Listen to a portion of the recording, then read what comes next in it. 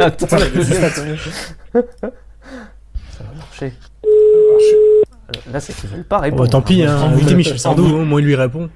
On vous a déjà dit que vous étiez... Allô, oui, allô, oui. Allô. Oui, superbe. On y arrive. Ah, c'est magnifique. Oui, c'est magnifique. Oui, bonsoir à tous. Bonsoir. Est-ce qu'il est là, Berthier? Bonsoir la geekosphère. Comment allez-vous, monsieur Nicolas et messieurs? Eh ben écoute, écoute, synchronisation absolument parfaite. On nous apporte des cocktails ultra sex. Oh là là, c'est magnifique. Alors, oh là là. consiste Superbe. Merci. Merci beaucoup. Qu'est-ce que c'est qu'un cocktail? C'est quoi un cocktail ultra sexe? Il y a quoi dedans? Alors écoute, nous sommes à un endroit magnifique. On est à la terrasse de l'hôtel Providence, rue Béranger, pas très loin de la place de la République. Et on boit un petit cocktail ultra sexe. C'est la rencontre de la Suze et du Calvados de la maison Boulard. C'est en fait un Suze Boulard. Alors, est-ce qu'il a été touillé avec la bite? Parce que c'est important aussi. Ça commence. Ah bah non, on va pas commencer tout de suite. Ah oui, carrément. Ah d'accord. Mais c'est pas la télé, on fait ce qu'on veut. Ah oui, d'accord. Mais déjà qu'à la télé, ils font ce qu'ils d'accord, veulent, ok. alors t'imagines sur Internet. Un cocktail très élégant. Non, c'est... Non, c'est quand même... Non, c'est sublime. On est un petit peu sur l'amertume. C'est Eric Fossard qui nous a fait ça, qui est un type qui crée des cocktails, qui nous a fait ce cocktail magnifique pour notre film. Et c'est très très bon. C'est un petit peu comme un spritz, mais un petit peu plus fort. Un spritz normand. Ouais, avoir un cocktail dédié, c'est quand même le summum de la... Oui, c'est vrai. C'est la classe. C'est vraiment la classe. C'est la grande classe. Un copain nous a dit il y a pas très longtemps, en fait, il y a le transmédia, il y a et nous on fait du transmédia, nous on fait du métamédia. Ah ouais, j'aime le concept. Ah ça, alors là, du coup, ils sont scotchés, hein. Là, ils sont scotchés les geeks. Direct dans le métabolisme. Bon, on va pas vous présenter parce que vous êtes imprésentable, mais tout le monde vous connaît déjà. Là. On a la chance ce soir d'être quand même en compagnie de deux figures de ce qu'on appelle la grande époque Canal, hein, quand même avec les fameux messages à caractère informatif. Et puis ensuite, il y a eu la personne aux deux personnes, 99 francs, etc. Attends, David, je peux juste citer Amour, Gloire et Débat d'idées. Ah oui, voilà. Débat d'idées. Ça, c'était très oui, très très bon moment. Les débuts au vrai Oui, journal. c'était très chouette. On détournait une telenovela vénézuélienne. C'était au tout début quand on est arrivé à Canal. C'était assez marrant. On a fait ça pendant un an avec Carl Zero dans le vrai journal. Ah oui. Ouais, c'était chouette. C'était super. Avec l'actualité. Et après, oui, voilà. En fait, on rebondissait sur l'actualité un peu politique.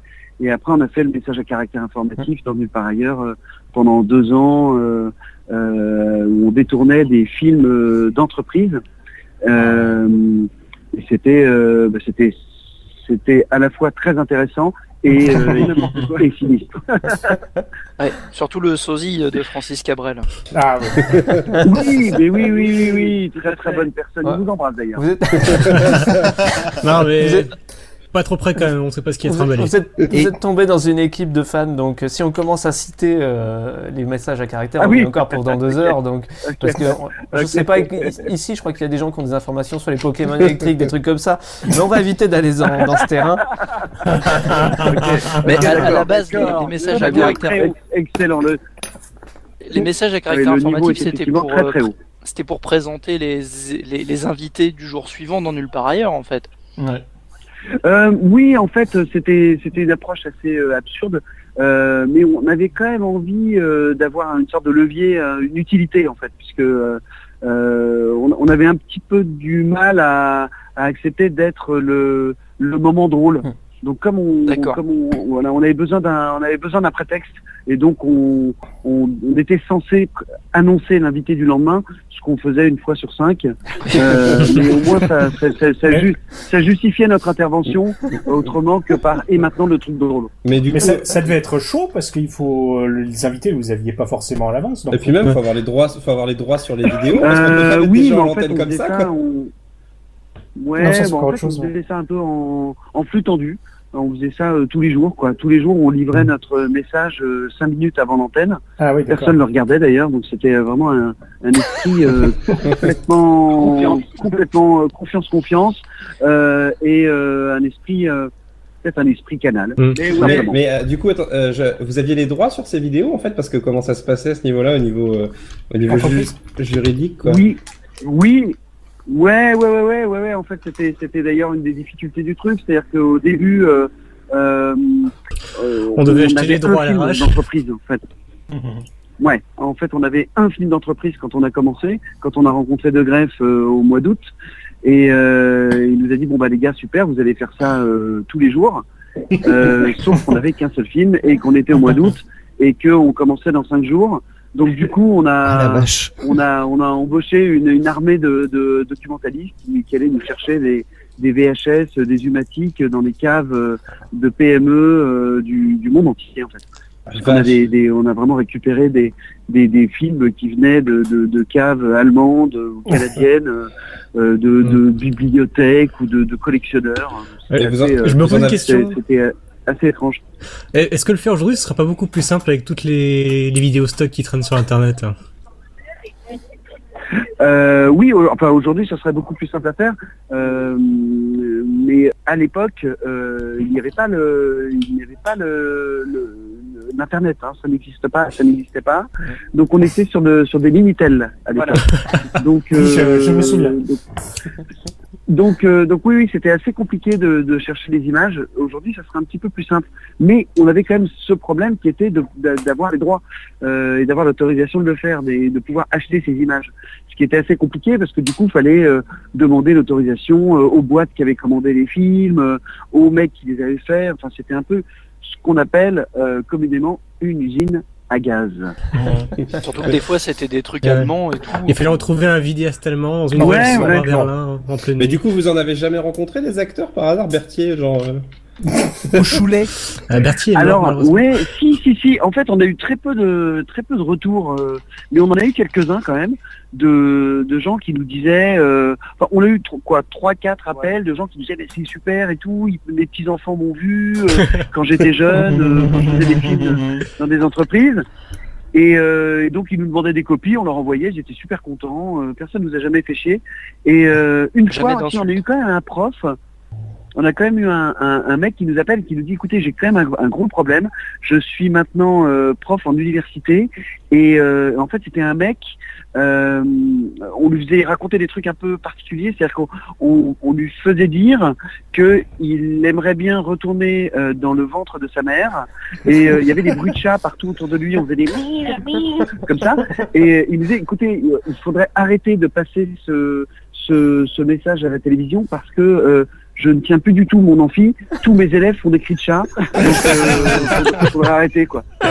Le pauvre. Ah là là. Bon, on n'est pas là que pour être nostalgique et parler du passé, on est là pour parler du présent. Non, bien sûr, parlons de l'avenir. Le film qui sort là, à la recherche de l'ultrasex, qui est un film qui tourne déjà depuis quelques temps. Moi, je suis tombé sur 2 types de critiques. On a la critique qui dit 1 heure de fou rire, qu'on verrait même pas sur un DVD d'Arthur. Et puis on a la critique plus précise qui fait c'est le seul film où on peut entendre la reine d'Angleterre dire arrête tes salam aleikum et trouve-moi des nains à baiser. Je suis quasiment sûr d'avoir déjà entendu. Je trouve que ça résume bien le projet. C'est encore du détournement. En fait, pour bien comprendre le film, il faut parler un peu du film, parce que le film, c'est à la fois un livre et un film en DVD dans un seul objet. Mais en fait, tout démarre du film qui s'appelle Message à caractère pornographique à la recherche de l'ultrasex, qu'on a fait dans le cadre des 30 ans de Canal. Où en fait on nous a demandé de faire un truc autour du cul et donc on leur a proposé de faire une sorte de long message à caractère informatif, non plus à base de films d'entreprise, mais à base de films de boules. Et donc du coup on a regardé beaucoup de films de cul. On a dû en regarder 2500 pendant 4 ans. Lloyd a été ce qui est énorme, hein. Ça fait une trentaine par personne. Bon, oui, ça devient franchement, c'est beaucoup. C'est beaucoup. Ouais, et mais donc, en c'était fait, on pour a le boulot. reconstitué une histoire dans ce film à partir de toutes ces scènes de dialogue de films de cul des années 72 à 94, qu'on appelle l'âge d'or du porno, principalement américain. Et en fait, on a reconstitué une histoire à partir de toutes ces séquences en les détournant, en les doublant avec nos voix, comme on faisait pour les messages, quoi. Et donc, du coup, ce film, on l'a projeté au Palais de Tokyo pour les 30 ans de Canal. Et en fait, il y avait 500 personnes. Ça s'est super bien passé. Les gens rigolaient vachement et tout ça. Puis il y a plein de gens qui sont venus nous voir, qui nous ont dit voilà, j'ai un cinéma en province, j'ai un ciné-club, j'organise des festivals, etc. Est-ce qu'on peut le diffuser en salle? Et donc du coup, pour nous, c'était une vraie surprise, tu vois. On pensait qu'il allait passer une fois sur Canal et puis c'est tout. Et en fait, là, eh bien, on est parti dans une aventure qui a duré 2 ans, puisqu'on a accompagné ce film partout dans le monde. Et puis, c'est devenu, petit à petit, c'est devenu autre chose. On s'est dit, tiens, pour une fois, on va vraiment aller à la rencontre du public, déconner avec le public, faire les cons dans les salles, échanger, partager, etc. On s'est fait des costumes d'un des personnages du film, qui s'appelle le robot Daft Punk, qui est un robot qui se revendique sosie officiel du robot des Daft Punk, sauf qu'il est tout seul. Sauf qu'il est tout seul et qu'il leur ressemble pas tellement en fait. Et donc on s'est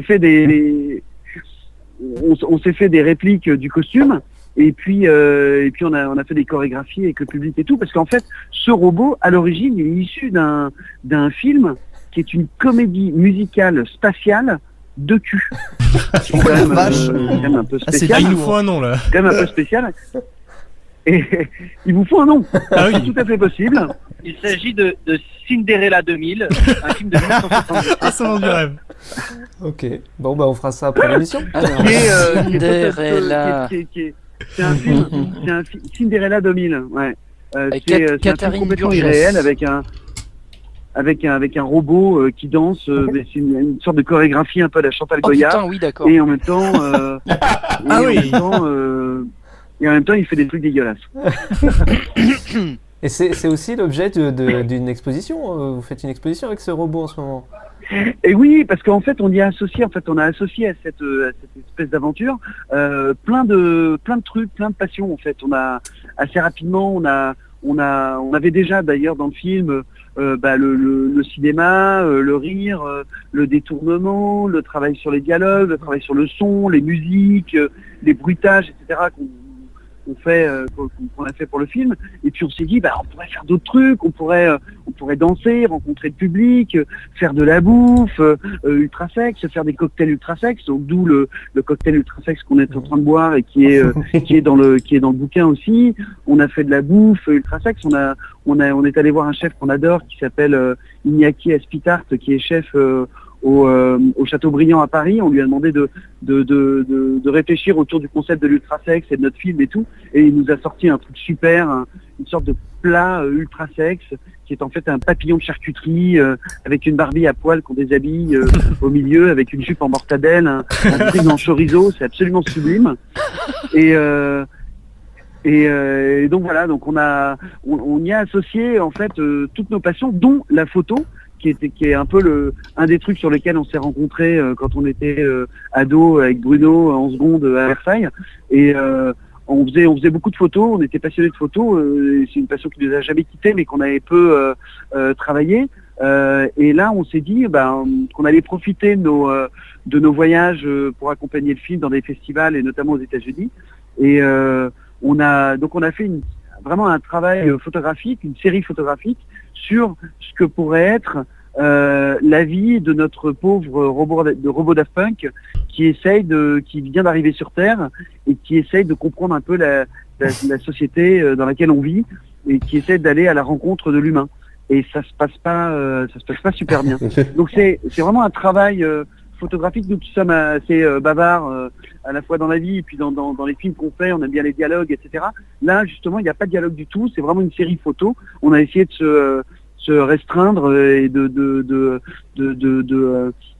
jouer le jeu de la narration photographique. Et non pas le jeu du Et donc effectivement, ça fait l'objet d'une série photo et d'une expo qui a lieu en ce moment, qui a lieu à la galerie Clémentine de la Ferronnière sur l'île Saint-Louis et jusqu'au 15 janvier.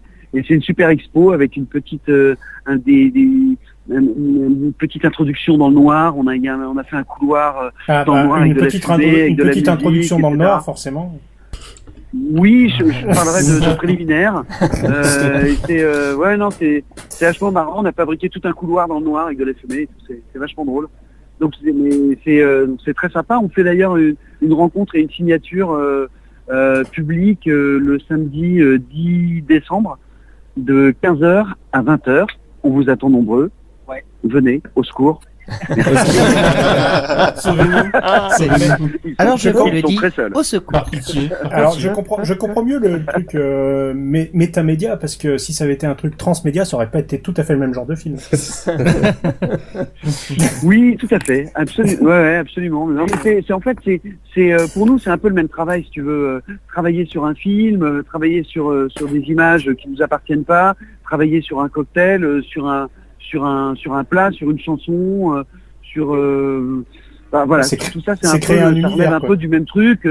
C'est utiliser des moyens d'expression pour raconter des conneries, en fait. C'est un peu l'idée. C'est cool. Ça répond à une de mes questions, parce que j'avais noté, est-ce que vous préférez justement faire des films live, un peu comme La personne aux deux personnes, ou détourner déjà de l'existant?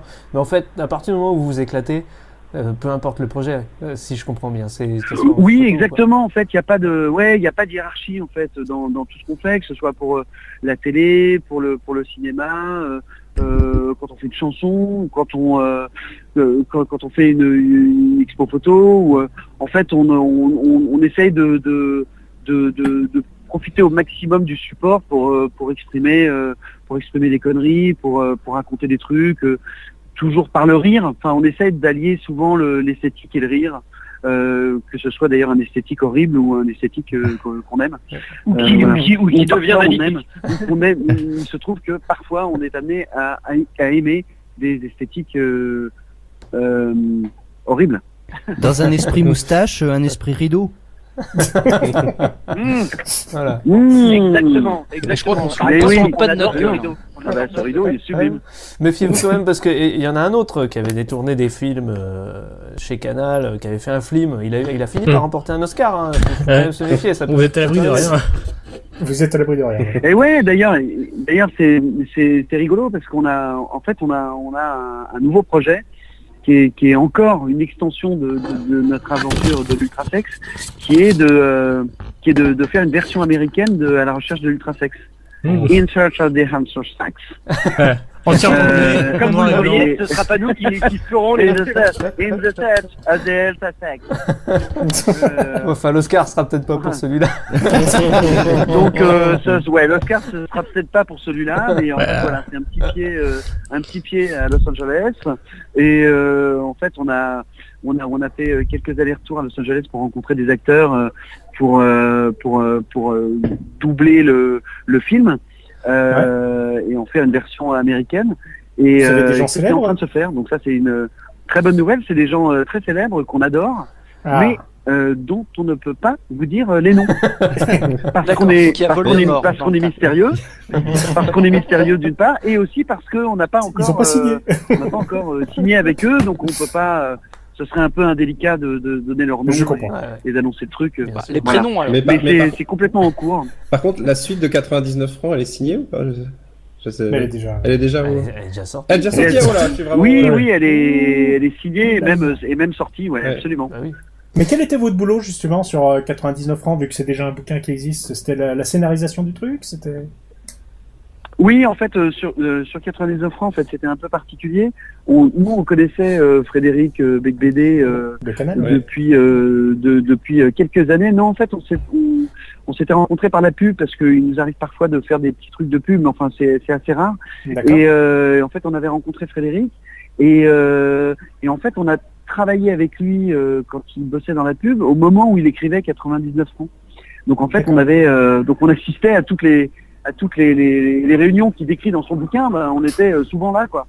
Et donc du coup, quand il a été question de l'adapter pour le cinéma, Frédéric nous a gentiment présenté au producteur en lui disant qu'on en avait pas mal sous le pied.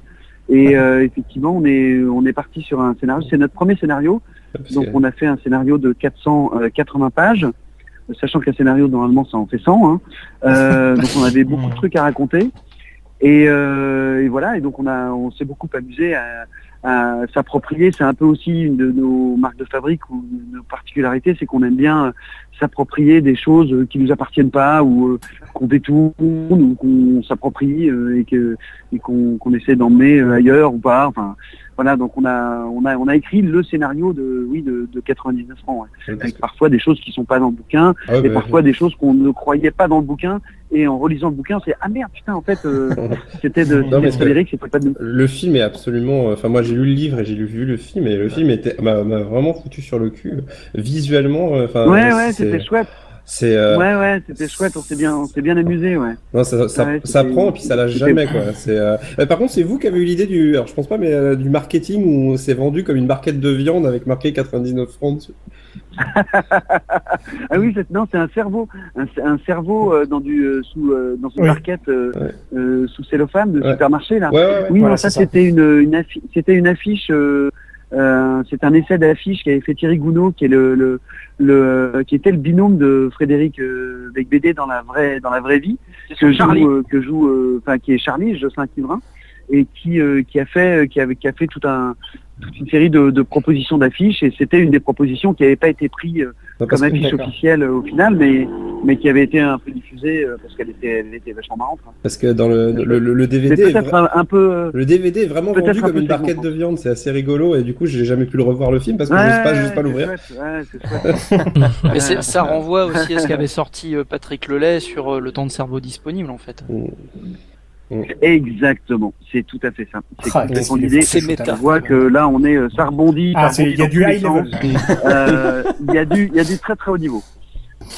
Puisqu'on parle de chaîne, est-ce qu'on pourrait parler, parce que bon, on peut pas parler de Canal aujourd'hui sans être un peu triste, étant donné que Canal est plus devenu cul d'un spectateur que cul d'un mouton avec le temps.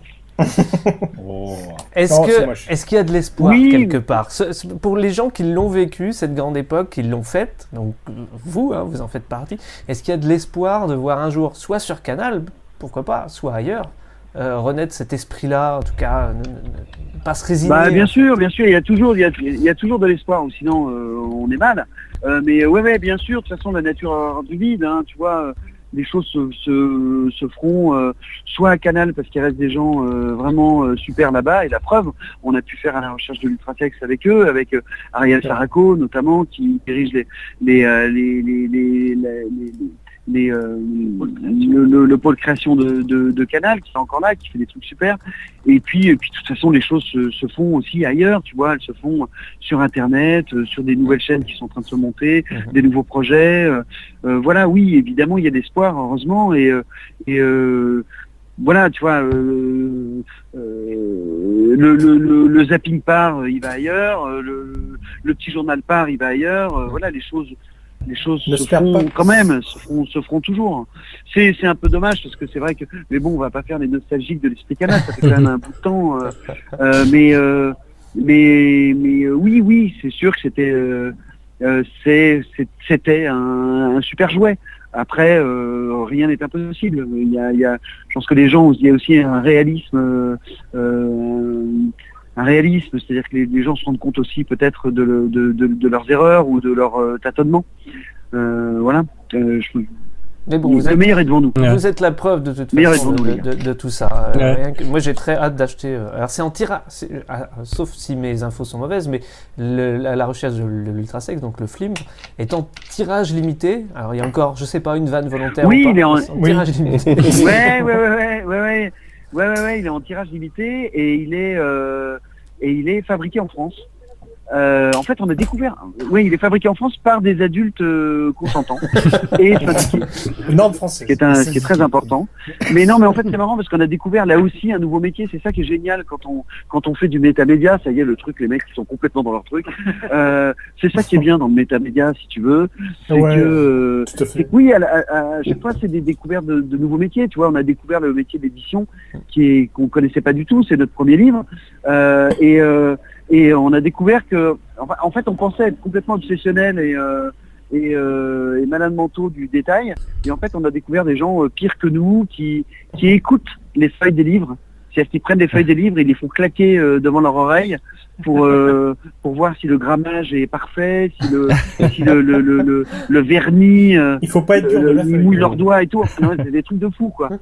On a choisi ensemble la couleur de la couture du bouquin, le gras de la couverture.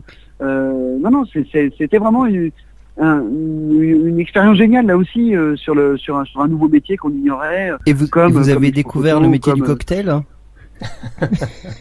Et on a découvert le métier du cocktail aussi, ouais. Apprenons un seul mot. Ce qui était super, dans cette aventure de l'édition, c'est que voilà, en plus le Fingre, c'est le premier livre des éditions Nova. On a travaillé avec Sidonie Mangin, qui est la chef éditrice de la maison, qui est géniale, et on a vraiment retrouvé, pour reparler de cet esprit canal, cet esprit de confiance, de pouvoir faire les choses, de fabriquer les choses à l'envie. Tu vois, à un moment artisanal, quoi. Ouais, à un moment on s'est dit ça serait cool de faire un roman photo, c'est notre rêve, ça fait 20 ans qu'on collectionne des romans photos et tout. Ils nous ont dit mais putain, mais bon, mais vas-y, on y va. Attends, mais moi je me déguise, je me mets dans le robot. Le directeur artistique du bouquin, il va faire l'éclairagiste. On a appelé un photographe qui s'appelle Fred Sussin, qui est génial, qui est rentré à fond dans notre truc, et on a fait un super roman photo. On s'est éclaté, il fait 30 pages. Et c'est très chouette, on s'est vraiment marré à faire ce truc, mais c'est fait avec des bouts de ficelle, quoi. C'est à chaque fois un peu de l'impro, et puis du plaisir, et puis on aime bien dire que que ce film, c'est une sorte d'énorme boule de générosité, mais carré, quoi. Une boule. Et ça tombe bien, c'est bientôt Noël. C'est un film de boule carré. Et tout de suite, on se coupe pour une page de pub. Non, faut pas prendre cette voix parce que j'ai l'impression d'assister vraiment à un caractère informatif pour le coup. Le film, je l'adore. Le film, c'est vraiment la pêche. Écoutez Berthier. Bon, c'est bien, ça a l'air sympa votre petite émission là. Ah ben là, on est un peu. Comment vous êtes autour d'une table, vous êtes habillés, qu'est-ce qui en fait? On est tous habillés. Tous tout nus. Jamais plus d'un caleçon. Et encore. Mais chacun chez soi. Et là, on est un peu, chacun éparpillé chez soi. C'est l'avantage d'Internet. On est aux quatre coins de la France. Ouais. Ah ouais. Et même la Belgique. Oh là là, le télétravail. Et même l'Allemagne. Vous êtes tous en chaussons. Vous êtes tous en chaussons. Non, je suis en claquette. Voilà, avec un bol de viandoc. On est en chaussons et bientôt on sera en chanson. On ferait une petite comédie musicale. Personnellement, je me contenterai de mon banga, mais ça ira. Est-ce que vous imaginez faire des choses tout seul, pas en duo, l'un sans l'autre? Un film de cul. En dehors de certaines choses de la vie. Alors un film de cul tout seul, c'est ce qu'on appelle la branlette intellectuelle, mais c'est pas grave. Ouais, c'est des trucs. Écoute, c'est des petites tambouilles. On essaye des trucs, on lance des projets, on fait des petits machins. Ouais, mais je me pose quand même une question. C'est à force de faire des films de boules, est-ce qu'on tourne pas en rond? Oula, ça va aller de loin. Ah ouais. Alors ça, on le coupera. Vous voyez. On l'enlèvera du replay. On va regarder. Non, disons que c'est vrai que le visionnage pour nous, c'était pas un truc évident au départ, parce d'abord on avait une culture assez light par rapport à tout ce qu'on a découvert, et puis on n'avait pas du tout l'habitude de visionner ça en masse et en plus à deux. C'est effectivement la première fois qu'on regardait 2500 films de boules en 4 mois à deux tous les jours de 9h du matin à 22h. Est-ce que ça crée des Est-ce qu'à un moment on qu'on se pose des questions? Ça les a marqués. Hein. Mais alors du coup vous avez récupéré, je suppose, surtout des séquences habillées finalement. Non? Pour le film. Pour le film. Alors, ouais, il y a un peu de, il y a un peu de tout. C'était d'ailleurs un des objectifs du travail, puisqu'on peut parler de travail. Mais en fait, on était vachement intéressés sur la frontière entre le cul et le rire, entre l'éjaculation faciale et l'éclat de rire. Il y a un petit dénominateur commun, c'est un PPCM qui est très fin en fait entre le rire et le cul. Et on avait envie de travailler justement sur ce truc-là. Jusqu'où on peut aller. En fait, il y a peu de gens qui sont aventurés sur ce terrain-là. Quoique, on a quand même découvert des très belles choses en Allemagne. En Allemagne notamment, les Allemands sont assez férus de sexy comics, avec des vieux monsieur déguisés en berger qui courent après des fausses Zaidi. En berger ou en berger allemand, c'est important. Et ouais, c'était un des sujets du travail sur la comédie dans ce projet, et de voir jusqu'où on pouvait aller. Par exemple, dans le film, on voit Cyrano de Bergerac qui a une sorte de nez qui est en fait une prothèse de bite, et en fait ce brave Cyrano se fait faire une mise en bouche par une superbe femme, et en fait ça crée vraiment dans la salle, ça crée mais partout dans le monde entier, hein, quand on suivait le film on a pu vraiment l'observer, dans le monde entier c'est des hurlements dans la salle, quoi. C'est des hurlements de dégoût, mais on reste dans le rire. C'est une gêne qui reste dans le domaine du rire. En revanche, et on l'a pas monté au final, mais en revanche quand même dans le rush, on avait l'éjaculation par le nez du Cyrano en question. Donc on imaginait l'accessoiriste avec la pipette sur le côté qui envoie du lait ou du lait concentré. C'était absolument ridicule. C'était complètement ridicule, mais ça on l'avait monté au début, et en fait on l'a retiré parce que tout d'un coup on passait vraiment là de l'autre côté, quoi. On était dans le rire. Et ça c'était vachement intéressant de jauger ce truc-là, de savoir jusqu'où on pouvait aller et jusqu'où le spectateur pouvait rire à la fois de trucs de cul et en même temps en restant dans le domaine du rire, quoi. Il faut trouver la bonne recette. C'était vachement bien. Il faut trouver la bonne recette entre le cul et le rire, quoi. C'est le curry, quoi. Oh là là, il y a Et celle-là, on la coupe pas. Alors, on va vous laisser, les gars.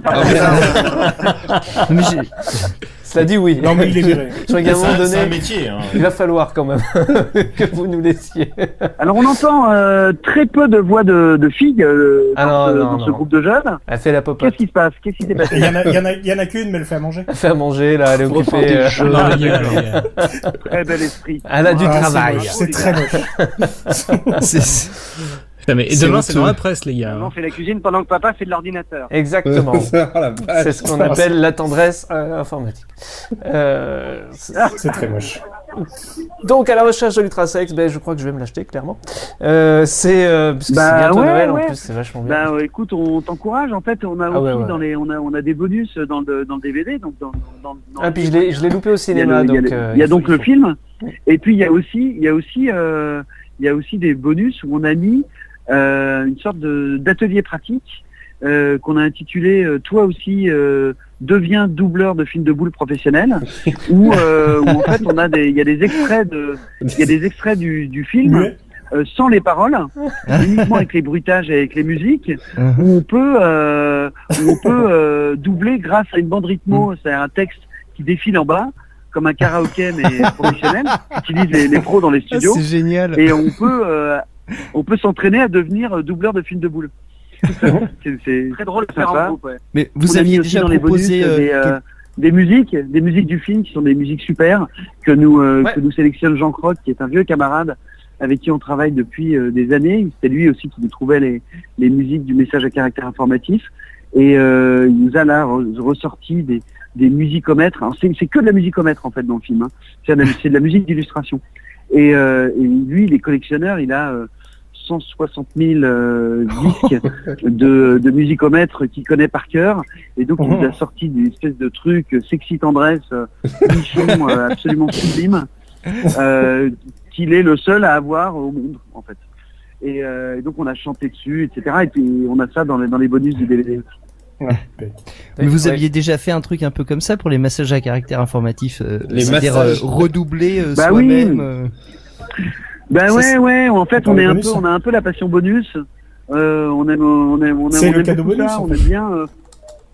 En fait, on est assez attaché à l'objet. C'est peut-être un peu notre génération qui veut ça, mais on est assez triste de voir l'objet disparaître. Forcément, donc on essaie toujours de proposer des objets un peu uniques, un peu originaux. Quand on a fait la série de bureaux, l'adaptation de The Office, on avait fait un DVD avec un super habillage. C'était dans une pochette de bureau, enfin une chemise de bureau avec des élastiques. Pareil pour notre DVD du message à caractère informatif, on avait fait tout un univers d'interface Minitel avec un mec qui parle, etc. On essaie toujours de proposer là aussi une sorte de narration, une proposition dans l'objet ou dans l'interface. Ça aussi, c'est des trucs qui nous prennent beaucoup de temps, beaucoup d'énergie évidemment, mais qui fait qu'on aime et on revendique tout ce qu'on a fait à fond évidemment. Oui, ça fait plaisir d'avoir un bel objet en plus. C'est vrai que ça apporte quelque chose. En plus. Et là, tout le monde s'est endormi. Mais non. Mais on va continuer notre émission et c'est pas facile de raccrocher avec vous parce que c'est voilà, les gens je vous l'ai dit hier un peu déjà, je sais plus à qui, l'un de vous deux, j'ai dit que nous les gens qu'on aime, on peut leur parler des heures. Donc c'est vrai que le quart d'heure est légèrement dépassé, mais c'est pas grave. Génial. On a des gens qui aiment parler. Pas comme si on payait à l'heure. Hein. Ouais, merci de nous avoir reçus, c'est très cool. Ah non, merci d'être venu surtout. Puis merci à Sidonie d'avoir permis aussi ce moment. Ouais, c'est vraiment une éditrice géniale. En fait, ce bouquin est le premier bouquin des éditions Nova. C'est en fait ce projet. Là aussi, enfin, c'est assez curieux parce qu'en fait, c'est ce projet de bouquin qui a fait qu'ils ont accéléré la création de leur maison d'édition qui pensait faire d'ici quelques mois, et là ils se sont dit bon bah allez, ok, voilà, là on a un truc, on le fait, on crée la maison d'édition pour éditer ce bouquin. Donc il y a évidemment beaucoup de tendresse dans cette chose, et il nous accompagne superbement. Je sais même pas si on peut parler d'accompagnement, on peut parler de coworking, de synergie. Exactement. C'est beau, non? Ça sera le mot du C'est soir. très bien de finir une discussion par le mot synergie. C'est très corporate. Merci beaucoup d'être venu. Profitez bien de vos cocktails. Nous, Merci les gars. On va s'écouter la chanson du robot pour ne rien vous cacher juste après. Oh les vénards. Merci beaucoup. Bon allez, salut, amusez-vous bien. Merci. Continuez de nous faire rire. Tout à fait. Et peut-être au samedi 10 à la galerie pour dédicacer les bouquins, etc. Ça va être sympa. On va rencontrer des gens et tout, ça va être cool. J'ai noté la date. Bon, allez, salut, gros bisous. Bisous, bonne soirée. Bonne soirée. Merci beaucoup. Salut les gars. Et surtout la santé, parce que c'est important. Non, c'est toi qui raccroche. Allez, non, c'est toi. Non, c'est toi. Non, je t'en prie. Non, attends, non mais c'est ridicule. Allez, on fait la 3 et on raccroche en même temps. Un petit, c'était vraiment très intéressant avant de raccrocher, peut-être. C'était vraiment très intéressant. Allez, salut les gars. Salut, merci beaucoup. Bon, alors on avait Jean-Michel Boule-Puante. Ah génial, c'était qui? Bon, bah la chanson du robot. Hein. Et après les tweets de Nemo, les tweets de la semaine du mois. Ouais.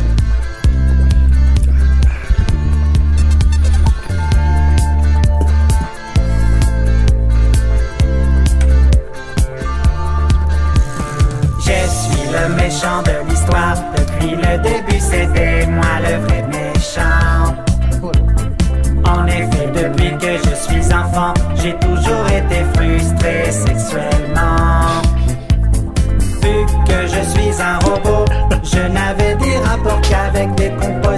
électronique. Alors j'ai développé ce qu'on appelle une frustration insupportable. Maintenant grâce à l'ultrasex, tout ça c'est fini. À moi la puissance du cul.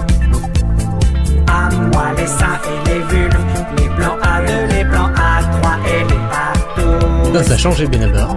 J'ai un très gros sex appeal. Toutes les filles me disent que j'ai vraiment la French touch. Je suis heureux à jamais, car je peux enfin m'éclater sexuellement dans ma vie. Baiser, niquer, baiser, niquer, Je les vois bien enregistrer ça dans un studio. Ah putain, leur maman doit être tellement fière. Derrière ma cravate, il y a un cœur gros comme ça qui a envie de te dire je t'aime. C'était vraiment très intéressant.